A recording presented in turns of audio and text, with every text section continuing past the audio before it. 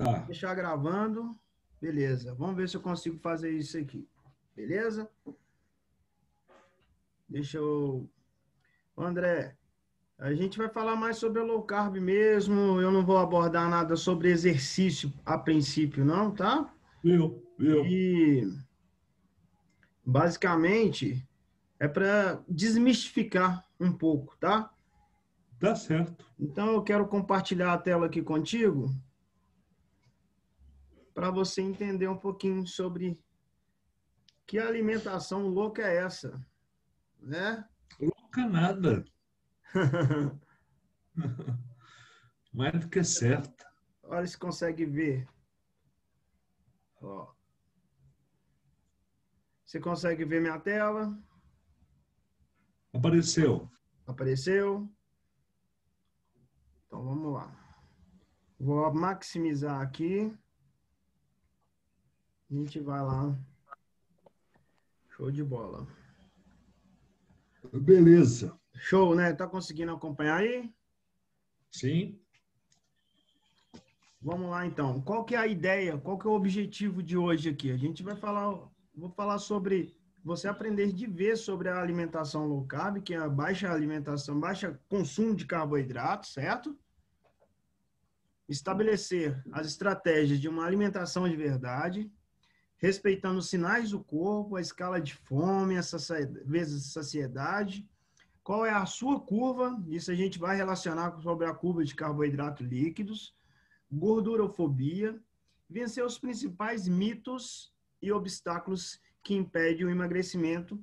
Falamos, finalizando aqui sobre a resistência insulínica, tá? Voltando aqui, deixa eu ver se eu consigo compartilhar junto com a minha visão aqui. Não Ó, a vai dar. Mariana chegou. Chegou? E aí, Mari? Peguei. Show de bola, garota. Chegou na hora certa. Nós estamos aqui no objetivo aqui, tá? Então, o que que significa isso Beleza. aqui, ó? O que que é low carb, basicamente? Muita gente confunde a low carb com a dieta da proteína. Ah, tem que comer muita proteína, tem que comer muita gordura, tem que comer zero carboidratos, né? É o que a gente escuta muito. É a dieta só do ovo, é a do bacon, é o que a gente escuta, certo? Nada mais, nada é vegetais em abundância, tá? Basicamente, a gente precisa abusar, aumentar a ingestão de vegetais. Quanto mais verde, mais rico em ferro, outras propriedades, né, que contém os minerais. Não só isso, como as vitaminas também de grande importância, tá? Além disso, os peixes, aves, carne, laticínios, né? Então, basicamente, o que se resume a low carb é o que José Carlos Souto, eu até peguei um trechinho daqui da fala dele, tá? E opção de lanche: coco, café com creme de leite, ovos, abacate, morango. Tem uma forma de você fazer o seu próprio bolo, né? O pão, seja usar o ingrediente que é a farinha de amêndoas ou farinha de coco, na verdade, tirar a farinha branca da vida. Trigo, soja, Gustavo, tá? Gustavo, eu mandei lá no grupo um e-book de receitas low carb, agora há pouco. Perfeito. Show de bola. Isso é bom. É bom que a gente consegue ampliar nossos cardápios, principalmente quando a gente está com boca de comer alguma coisa assim mais doce, né? E eu não cheguei a abrir, não, mas eu vou ter a oportunidade de dar uma folheada lá. Então, essa opção de lanche de tarde são queijos, requeijões, né? E caldo, estrogonofe. Então, a gente consegue ampliar a nossa variedade de cardápios, né? Essa questão aqui da sinalização, isso aqui é de extrema importância, André. A sinalização é o que a gente considera o que nosso corpo nos comunica conosco, né? Vamos dizer, quando você não está bem, você tem, né, o seu corpo, ele te mostra os indicativos que você não está bem. Quando você está com fome, o seu corpo também altera. Quando você está extremamente assim, nervoso, também o seu corpo altera. Então, são essas sinalizações que a gente precisa realmente ter uma certa interpretação, tá? Basicamente, na low carb, não se usa comer de 3 em 3 horas, tá? Nossa, ficando doido. Hã? Ficando doido comer de 3 em 3 horas. Você fica entupido, não é? Aí, tem uma extrema, vamos falar assim, influência desses hormônios, a leptina e insulina, né, André? A leptina, de um modo geral, ela é muito responsável para nos indicar quando realmente existe essa fome ou realmente é uma saciedade, né? Então, tem um conflito muito grande, né, André?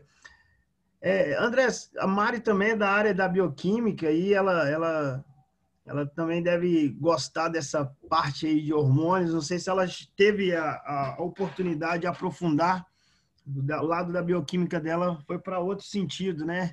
Mas o que vocês podem me falar um pouco sobre a A leptina? dela é mais química. Vou voltar aqui para mim. Deixa eu voltar aqui. Aí, stop. Aí, volta para mim.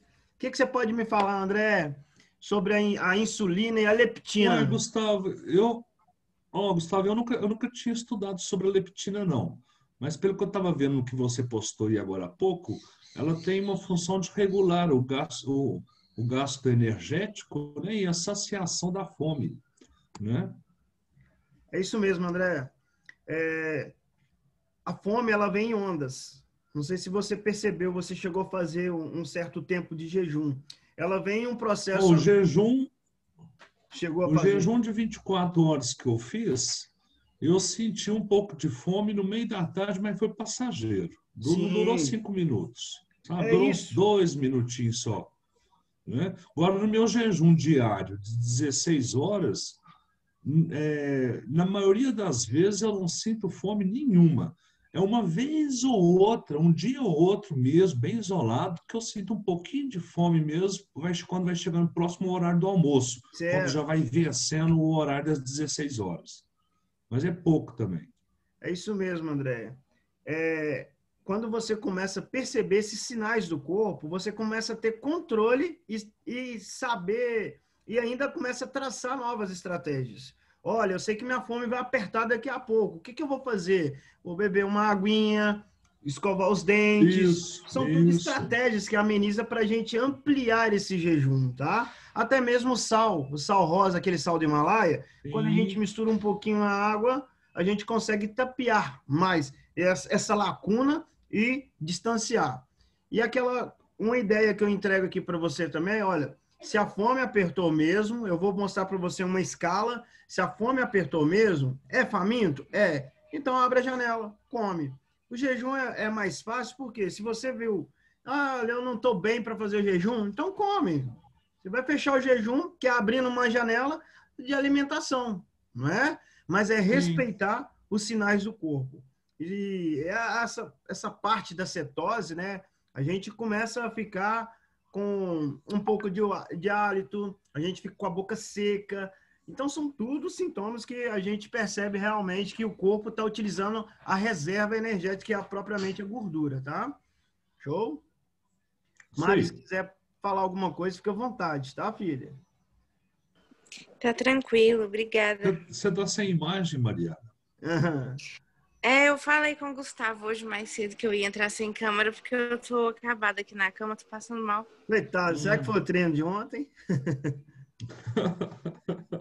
Você me Ontem, matou, Gustavo, você tá vendo, né? ontem o bicho É. pegou. André, Show você consegue gordura. ver a tela? Consegue? Ainda não está visualizando, não. Não, né? Deixa eu ver. Eu acho que eu não liberei aqui de novo. Achei. Agora foi. Certo? Apareceu? Veio. Apareceu. Então vamos lá. Apareceu. Então a gente estava falando justamente sobre essa questão da leptina e insulina, tá? Leptina é um peptídeo que desempenha esse importante papel no nosso corpo, né? De regular esse indicativo assim, estou com fome. Então ele manda os sinais lá no nosso cérebro, opa, tá, cérebro, tem que falar aí para o corpo para você comer. Ele controla essas emoções, né? E a insulina é um hormônio que armazena gordura. Então, toda vez que você comer algum alimento de alto índice glicêmico, sendo pessoa resistente insulínico, então o pâncreas ele secreta essa insulina, certo? Show de bola, André. Essa questão aqui é bacana, ó. Fome versus saciedade. É o seguinte, essa escala é que você precisa se perguntar. Por exemplo, você está com fome? Aí você fala, aí seu corpo, você está sentindo ele já um desconforto. E aí, a pergunta que você se faz, será que eu comeria qualquer coisa quando eu digo estar com fome? Se você responder sim, aí você analisa esse gráfico. A fome, ela é bastante, grau 3, o estômago começa a fazer uns ruídos, grau 2, começa a sentir fome, um pouco irritado, pouca energia, o estômago Eu estou mais no número 4. 4, né? Então, se você viu que está no número 4, ou seja, você consegue segurar mais um pouco. Segura a onda, daqui a pouco a fome vai embora, e aí você realmente consegue vencer mais uma etapa, certo? Então, essa escalinha aqui é muito importante para a gente se perguntar, para ver se a gente consegue chegar até no nosso melhor, tá? Beleza, Mari? Tá ok? Ok. Ó, essa curva da alerta aqui, ó, qual que é a sua curva? A curva que a gente está trabalhando, essa curva aqui que a gente chama que é da cetose, do jejum intermitente, tá? Até JI bem pequenininho. De 0 a 50 é o jejum intermitente, de 50 a 100 é o ponto ideal e de 100 a 150 é a manutenção. E por que a gente engorda? Porque a gente passa desse ganho de 150, a gente ultrapassa os 300 gramas da zona de perigo e aí fica esse indicioso peso. Começa começa realmente a armazenar essa gordura. Eu acho que eu tinha uma vida de 500. Ô, André, não era nem de 300. Você eliminou em 2 semanas. Por 10 dias. Foi nem 2 semanas, foram 10 dias. Verdade, 10 dias. 10 dias. Ô, André, tô gravando. Eu esqueci de te apresentar. Fala um pouquinho só sobre você, a sua especialidade e essa experiência de você retornar ao exercício e em 10 dias você perdeu esses 5 quilos. Parece loucura, não? Tá certo.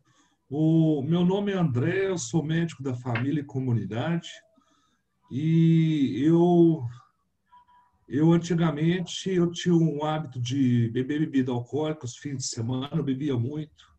Depois que eu decidi parar de beber, eu comecei a descontar muito na comida, comecei a ficar ansioso e comer. E depois parece que depois de uns 2 anos, eu acostumei com esse estilo de vida de comer bastante. E era sanduíche 3 vezes por semana, pizza 1 vez por semana, alimentação no almoço era bem farto, o lanche da manhã, o lanche da tarde, pão de queijo, bolo de chocolate, empadinha, coxinha, refrigerante, comia um tanto de besteira. Nessa brincadeira eu engordei 30 quilos. Engordei 30 quilos em mais ou menos 2 anos. Aí eu conheci o Gustavo através da esposa do meu irmão. Eu falei com ela que ia começar a fazer caminhada, ia começar a fazer jejum intermitente, ia cortar o carboidrato. Ela falou que eu precisaria de um acompanhamento profissional para poder ter sucesso. Sozinha, assim, de início, ia ser difícil eu ter disciplina. Aí eu entrei em contato com o Gustavo e nesse processo eu interessei, estava motivado, contratei ele, fiz parte da sua turma e me dediquei. Vamos colocar aí em 2 semanas, eu me dediquei entre 95% a 98%. Tá?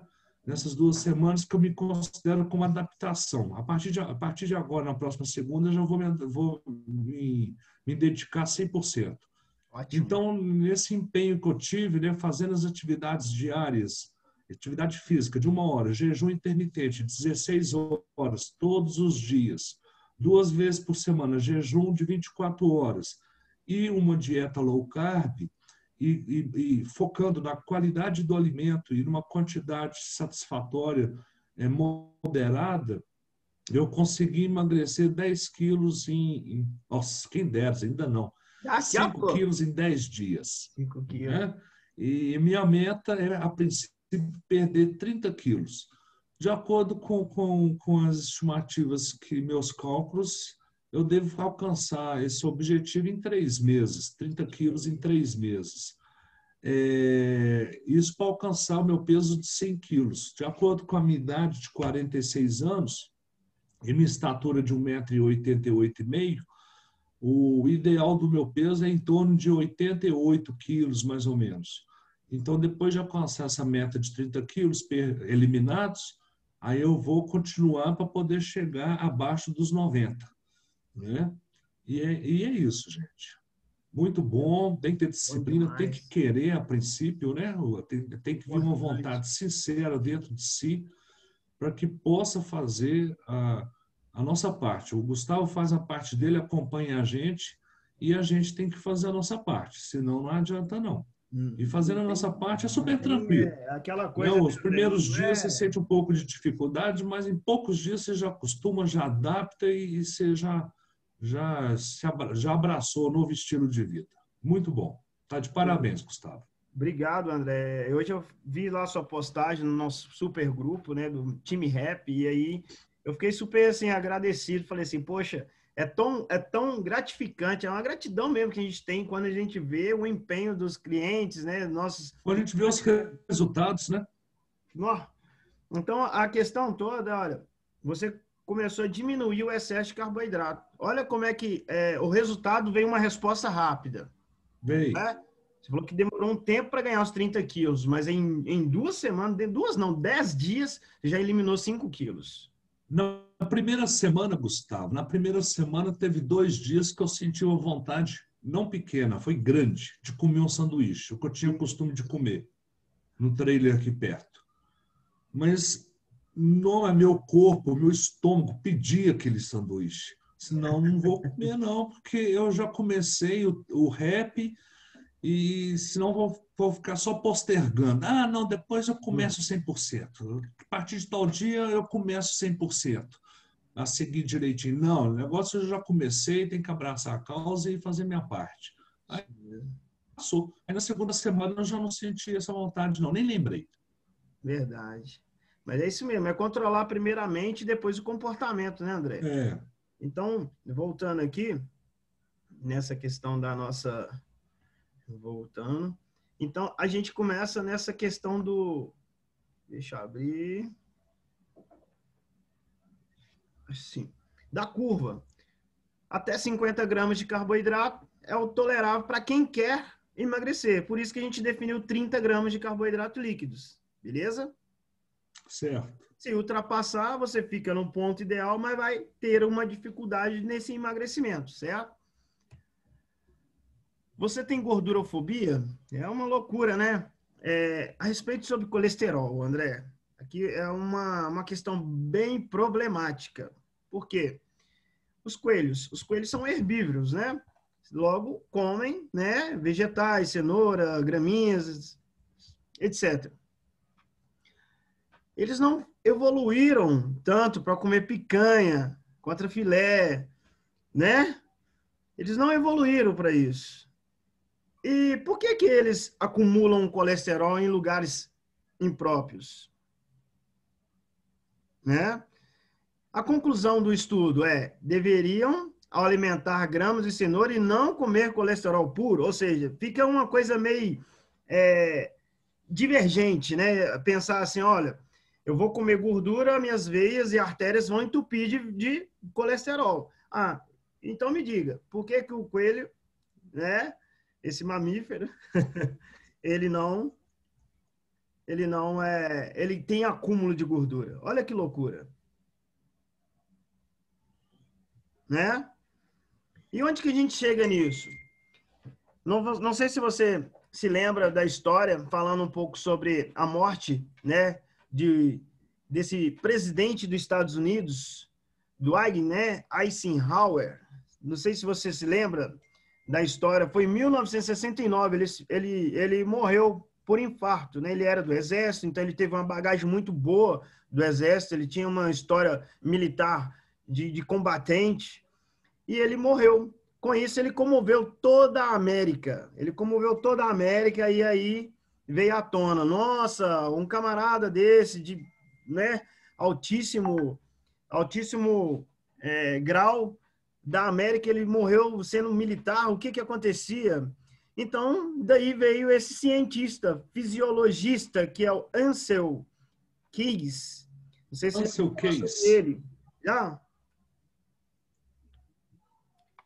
E aí, o que que ele falava? Olha, ele morreu porque ele começou a fazer uma relação da ingestão de, na verdade, gordura, mais atividade. Então, ele começou a fazer um alinhamento da hipótese de dieta-coração. Você faz dieta para prevenir o seu coração. Você diminui a ingestão de gordura para prevenir os infartos, doenças coronarianas ou acidente vascular, e aí vai. Então, ele ganhou um destaque muito grande nessa época, que foi em 1977, e antigamente era muito limitado, né, a forma de divulgação e até as próprias, né, referências bibliográficas de estudos. Então, ele ganhando destaque, ele ficou como o cara responsável. Ó, tem gente chegando. Aí, ficou. Aí, seja bem-vinda, filhota. Quem vem? Aí, ficou o cara responsável para dar referência de que precisamos alimentar menos gordura, praticar mais exercícios, e aí veio criando um certo mito. E isso virou, na verdade, foi um senso comum. Ele não teve Ele não teve estudos, evidências comprovando que, de fato, a gordura sendo ingerida, a relação com o coração, trazia algum infarto, acidente vascular, seja qual for, do tipo cardíaco. E nisso repercutiu muito na América. E ele foi referência como a pirâmide alimentar nutricional desde 2018. Olha que loucura, André. É. Essa pirâmide ela é muito usada até hoje, né? Tem muita gente desatualizada, André. Infelizmente. Nutricionista usa ela, alguns. Essa é antiga. Essa base é antiga. E aí a gente passando Ô, mais adiante. Gustavo, a colega Luciene falou que tem que aceitar ela. Uai, eu aceitei, não? Deixa eu ver aqui. Ah, eu acho que tá. Ah, achei. Lu! Cadê a Lu? Chega mais, Lu. Aceitei. Ué, ele saiu? Vai, gente. Eita. Vou falar para ela entrar de novo.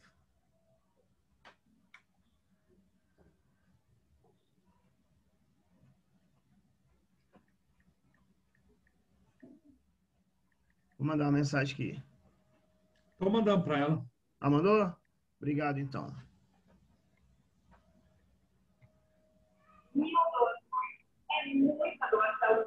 Deu? Aí, deu. Beleza, Lu. Show. Beleza, filhota. Então, vamos lá. Nós estamos falando aqui da pirâmide, viu, Lu? Essa pirâmide, ela é base. Muita gente tem ela como referência ainda na pirâmide alimentar. O que nos faz, né, refletir um pouco sobre isso. Então, voltando aqui, beleza. Esse camarada aí, ele foi um oportunista, né? Teve uma atitude oportunista de ser a referência, porque ele ganhou muito nessa época com isso. Então, ele conseguiu entrar, infiltrar, vamos falar, na publicidade de uma forma e ser referência, tá? André, essa imagem, Lu, o que remete a vocês? Olha, diga para mim. Traduz o seguinte para mim, que o carboidrato deixa a pessoa sonolenta, né? Preguiçosa. E a gordura, a pessoa nervosa, né? No caso ali, o cachorrinho. Sabe o que é? Eu não sei se é bem isso, né? O que Que tem o representa, Lu, significado para real. você? Essa A imagem aí. gordura, a gordura para mim, a gordura para mim, por exemplo, em carnes, por exemplo, eu não gosto de gordura animal, né? Veja bem, André. Agora, o carboidrato eu já eliminei, né? Já não faz parte do meu cardápio. Então é isso. Sabe? Aí eu colocaria eu ali entre os dois de Não dá uma certo. forma bem tranquila e serena. Ó, veja bem. A gente passou muito tempo preocupando com a gordura. Passou muito tempo preocupando só com a gordura. E o carboidrato esteve muito tempo quietinho lá, a gente achando que o vilão mesmo era a gordura. Daí os alimentos integral, pão integral, arroz integral, bolo integral, os enlatados, alimentos autoprocessados. Então, Farinhas. farinha, farináceos. Então, essa imagem nos representa justamente o que muita gente ainda não sabe, porque ainda está prestando atenção na gordura. Ah, eu tenho que fazer mais exercício e consumir, tirar a pele do frango. Ah, eu tenho que fazer mais exercício e não posso comer abacate, porque o abacate vai aumentar o meu colesterol. Ah, eu tenho que fazer mais exercícios e tenho que tirar o bacon do prato, porque o bacon realmente vai entupir minhas veias e artérias vão aumentar o meu colesterol. Essa é a visão de muita gente que ainda não se atualizou. Essa é a visão. E outra, olha o carboidrato lá quietinho, ele que é o vilão. Você viu? Em 10 dias você começou a diminuir o carboidrato, o que aconteceu com o seu peso? Comecei a diminuir, não, cortei, né? Pronto. Ninguém Cortei. emagrece no mesmo ambiente Eu que acho que foi 100% que eu cortei. Tem o carboidrato das frutas, né? Por exemplo, mas é um carboidrato menor. só que ele tem um No poder. caso, o abacate, por exemplo. Ele tem O carboidrato, abacate só que a tem um baixo quantidade é índice mínima. glicêmico. Deixa eu fechar a cortina aqui. Beleza. Vai depender da qualidade. As frutas também têm o açúcar dela, que é a frutose. E aí vai depender da causa e efeito. O que o efeito de 1 grama, igual eu mandei no grupo hoje, de abacaxi causaria no nosso corpo? O que 1 grama de abacate causaria? Então, é essa pergunta que você precisa fazer quando for escolher a sua fruta predileta. Você gosta da fruta pelo sabor do doce ou pela essa fruta mesmo? Às vezes a gente está atraído mais pelo doce dela. Certo? Show? E aí, olha, como escolher entre o que foi dito aqui? Esse camarada aqui, não sei se você já ouviu falar, Karl Popper, né? Ele, um cientista que ele derrubou a teoria do cisne branco. Você já ouviu falar nessa teoria, André? Qual que é a teoria? A teoria do cisne branco. Cisne branco, não, nunca ouvi. Olha que bacana. Todo mundo achava que todo cisne era branco. Todo cisne era branco. Tanto é que os desenhos animados antigamente era só cisne branco. Aí, Karl Popper chegou e encontrou o cisne negro. Aí basta um cisne negro surgir para falar que nem todos os cisnes são brancos. O que eu quero te dizer com isso? Todo mundo achava que o excesso de carboidrato ou o excesso de gordura que trazia algum danos na nossa vida, que entupia as veias e artérias. Bastou ter alguém mais ou menos voltado para esse baixo consumo de carboidrato para falar que, olha, nem toda gordura faz mal. E aí começou, certo? E esse camarada aqui, ó, é o William Betting. Esse camarada do século XVIII. Dizem que a low carb é uma dieta da moda, é uma dietinha, que é coisa da loucura. Olha, você vai entender um pouquinho sobre o William Betting. William Betting, ele escreveu chama a Carta da Corpulência, tá? Ele, em meados do século XVIII, ele pesava basicamente 100 quilos, né? Foi procurar uma orientação aos médicos, né, especialistas da época, para reduzir o seu peso corporal. E aí o médico falou com ele, olha, William, é muito simples, é só você fazer mais exercícios e comer menos. Olha, aí ele, muito obrigado, ficou aliviado e danoso. Começou a treinar noite e dia, 2 vezes por semana, 2 vezes por dia. Treinava, na verdade, semana toda, enfim. Chegou na balança, não reduziu nada, quase nada. O cara ficou tão frustrado, mas tão frustrado. E aí começou a estudar. Falou, poxa, será que não tem nenhum recurso?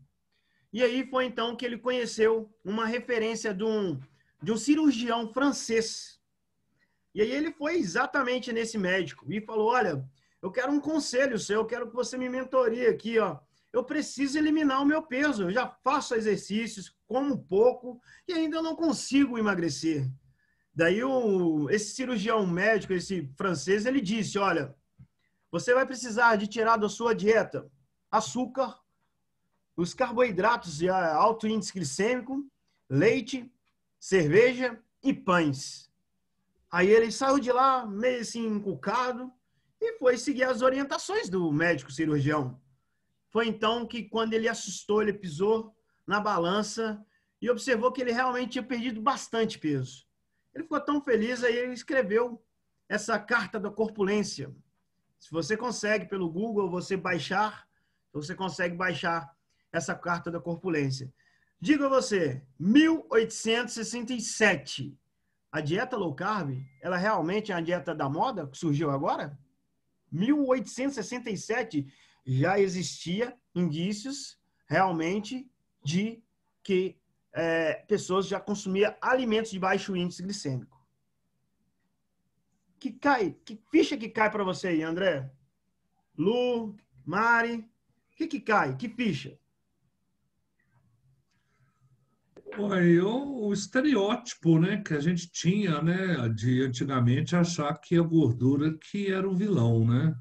E a gente não tinha esse conhecimento, né, que hoje já tem pela ciência, hoje já tem vários pesquisadores, nutrólogos, cientistas de alimentação estudando isso, a saber que é o carboidrato que traz, né, o aumento do peso. E eu já li um artigo, não, ouvi uma matéria com um médico do esporte chamado Dr. Oronal Zancan. Já ouviu falar nele, Gustavo? Não. Como é que ele se Depois chama? Depois eu vou te aplicar ele, você vai ver. Ele tem um programa muito parecido com o seu, sabe? Ele treina o pessoal, faz uma dieta também, ele ajuda o pessoal a emagrecer de uma forma saudável. E ele falando que o carboidrato, que ele que aumenta o colesterol, não a gordura. É isso que nós vamos chegar hoje. É isso mesmo.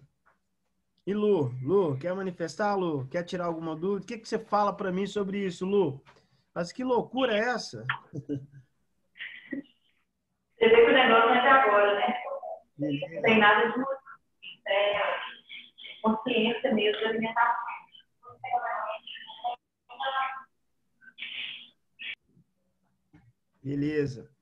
Beleza, eu prosseguindo aqui então. A gente chega também nesse estudo aqui.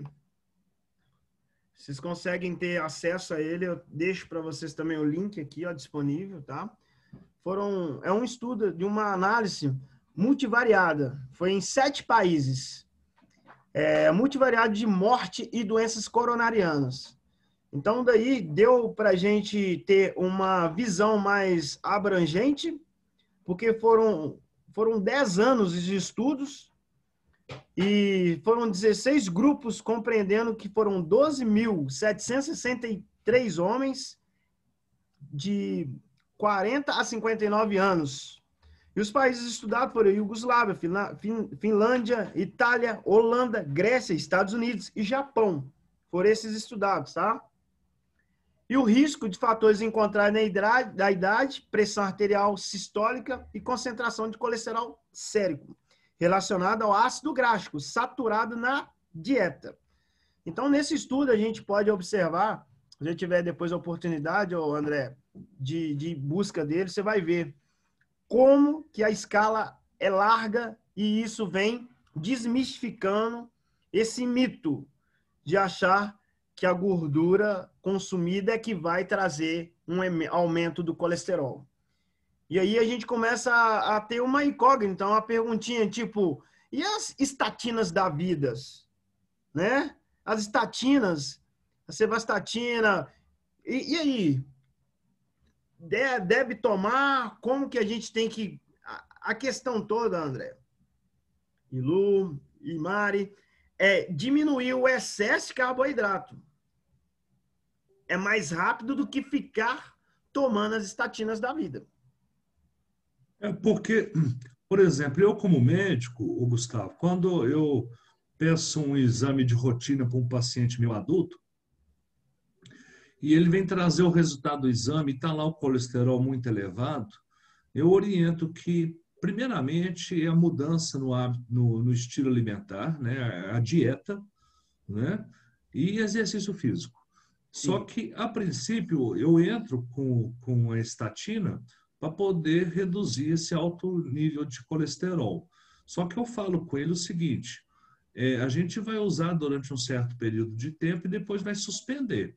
Porque durante esse período de tempo que você estiver usando ele, vai coincidir com a sua mudança de estilo de vida. Para quando a gente parar de tomar essa estatina, você já vai ter feito a sua reforma íntima, alimentar, estilo de vida, e dali em diante não precisará mais da estatina. Dali em diante, o que vai manter seus níveis de colesterol em níveis saudáveis vai ser sua mudança do estilo de vida alimentar. Sim. Né? E do exercício físico. Então, a gente usa a princípio, mas não vai ficar usando. Porque tem pessoas que ficam usando, mas não faz a mudança alimentar e nem sai do sedentarismo. A questão então, acaba que não reduz, mesmo tomando a estatina, não reduz. Igual quando eu vejo um paciente lá que usa a estatina há muito tempo, mais de ano, e está com colesterol alto ou triglicérides alto. Por quê? Porque não mudou a alimentação. Justamente. Então não adianta ficar tampando sol com a peneira. Justamente. Então, assim, a gente entende que as engrenagens têm que girar juntas. Né? Se não mudar o estilo de vida, é aquela pergunta que a gente faz. Alguém emagrece no mesmo ambiente que engordou? Não, não dá, não é? Não, não. Alguém diminui o colesterol no mesmo ambiente que engordou? Não dá. É possível rapidamente diminuir o excesso de carboidrato. Primeiro passo. Rápido. Para ontem. Em uma semana você já vai ter menos aqui, basicamente quase 3 quilos a menos aí. Imagina isso a nível de gordura, o que vai ser eliminado. Não é rápido? Esse processo como um todo é realmente seguro por um tempo. E é essa que é a atenção que a gente precisa ter. Mas o comportamento é que faz as pessoas ficarem nesse ciclo vicioso de remédio controlado. Algo que pode ser realmente acontecer a remissão. Certo? Esse outro aqui, essa correlação aqui de doenças de risco cardiovascular, e uma comparação foi em 158 países, tá? E aqui fala justamente, André, que o alto consumo do carboidrato na forma de cereais e trigo em particular é que resultou o fator, né, da causa das doenças, né? Então, esse artigo aqui ele é muito importante, que ele fala justamente sobre essa escala, essa larga escala desses fatores nutricionais. Então, foi feito esse estudo de 93 a 2011 e foi observada a taxa de obesidade, o gasto com saúde e a expectativa de vida. Fizeram a comparação para mostrar a relação entre indicadores das doenças cardiovasculares, que as pressões arteriais, né? A mortalidade por doenças cardiovasculares, a glicemia elevada, que é o danoso e diabetes tipo 2, né? E as variáveis independentes do contexto global, que são os fatores da expectativa de vida, o costume alimentar e religioso também. a imprecisão e algumas estatísticas e desnutrição. Você me comentou um tempo atrás, justamente, se não mudar o estilo de vida, não tem resultado. E é isso mesmo. Não A questão tem. é essa. E esse estudo fala exatamente sobre isso, que o alto foi mais de 60 alimentos pesquisados nesse percurso aí de 93 a 2011. E observaram o alto consumo de carboidrato. E isso fez com que aumentou verdadeiramente essa prevalência. Entende? Beleza, beleza? Alguma dúvida aí? Ok? Pode prosseguir. Alguma dúvida, André? Beleza. Mari, alguma dúvida? Não, tranquilo, pode Tudo seguir. tranquilo. Show. Vem também essa meta-análise. Essa meta-análise, ela foi de 2010, tá? Você vê que tem muita coisa que é antiga, né, André? E essa Já tem um meta-análise tempo já que está aí é a o mesma. conhecimento, já está aí um tempo já. Mas tem muita gente ainda agindo, viu, André? Tem muita gente que Na não é mesma. atualizada, Com né? Que, medo, que não lê, né? não lê uma revista sobre saúde, né? Não assiste programa de saúde, não acompanha, né? Está com E conhecimento atrasado. isso mesmo. Essa meta-análise, esse estudo, ele mostra exatamente. Olha só, durante de 5 a 23 anos de acompanhamento, foram 347 mil indivíduos, 11 mil desenvolveram as doenças coronarianas, né? E acidente vascular cerebral. A ingestão da gordura saturada não foi associada ao risco aumentado das doenças coronarianas. Então, olha só o tamanho dessa escala, essa meta-análise. Essa meta-análise, ela, então, não teve evidência para concluir que a gordura saturada na dieta está associada ao risco de doenças coronarianas. Gordura saturada, né? Beleza?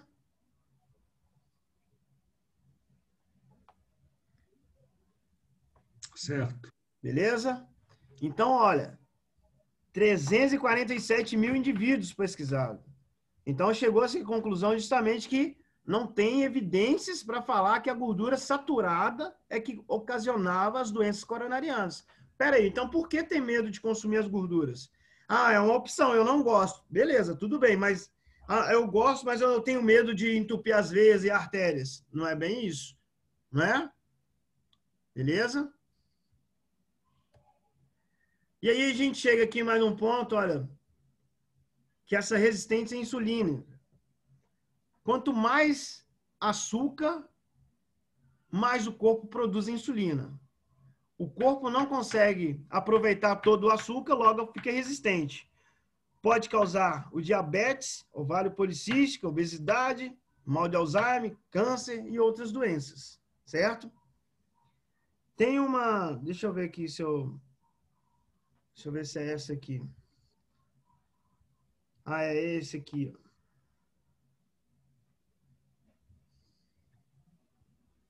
Aí tá certo, é isso mesmo.